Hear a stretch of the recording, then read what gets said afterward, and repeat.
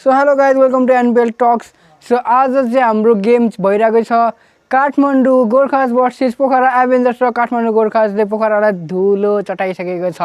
मलाई चिन्नुहोस् सादा गुन्द्रुके आइन्दा कसैलाई हेपिस भने तेरो टाउको काटेर महाकालीले चाहिँ नरमुण्डको माला लाएर हिँड्छु र टप 4 मा आफ्नो जग्गा फिक्स गरिसकेको छ। Congratulations to Kathmandu Gorkhas.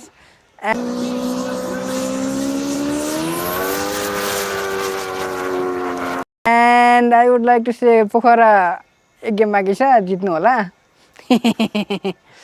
र पोखरालाई यो गेम जित्नै पर्ने थियो जुन कि जित्न सकिएन हैन। अब के हुन्छ होला भन्दा चाहिँ अब चाहिँ पोखरा गेम बाँकी छ एउटा जुन उनीहरूले जित्नै पर्छ ताकि लुम्बिनीलाई चाहिँ पछाडि पार्दै आफू टप 4 मा जान सकोस्। र लुम्बिनी गेम चाहिँ आज जनकपुरसँग र लुम्बिनीले आज जनकपुरलाई जित्यो भने स्वतः टप 4 गएर अरू बाँकी टिमहरू आउट भइसक्छ। तर यदि आज लुम्बिनीले हार्यो र जनकपुरले जित्यो भने चाहिँ एनपिएल जीवितै रहन्छ। फिलहालसम्म टप 3 टा टिम गइसकेको छ, काठमाडौँ, सुदूरपश्चिम र अर्को छ हाम्रो विराटनगर किङ्स जुन कि 8 पोजिसनमा टप क्वालिफाई गरिसकेको छ। मैदानमा दुफान सुदूरको सान, मैदानमा दुफान सुदूरको सान।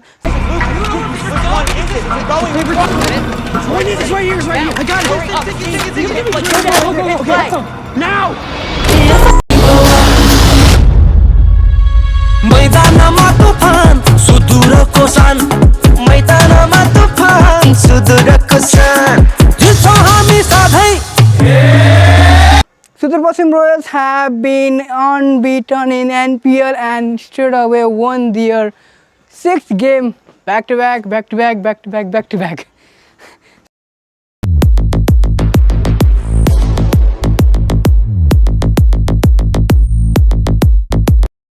So यसै सँगै चितवनको गेम तल गइसकेको छ।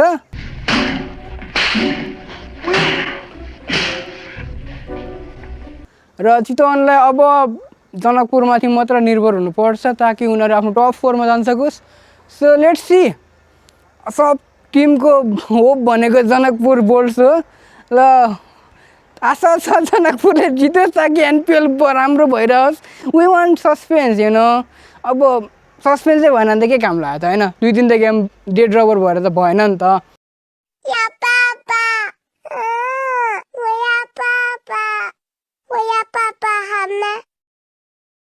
सो त्यही नै हो। सो कङ्ग्रेचुलेसन्स सुदूरपश्चिम आफ्नो 6औं गेम जितेकोमा। I don't want to say that. एउटा त हारोस् यार। गएँ म।